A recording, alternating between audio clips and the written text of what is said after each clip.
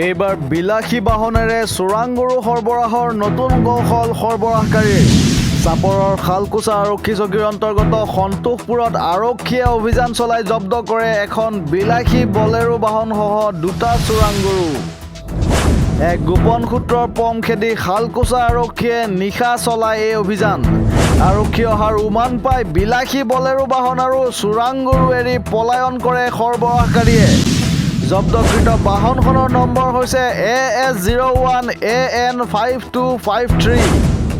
ঘটনা সন্দৰ্ভত খালকুছা আৰক্ষীৰ তদন্ত অব্যাহত আছে। চাপৰৰ পৰা ফিৰোজ আলমৰ ৰিপৰ্ট, এনি আছাম 24/7।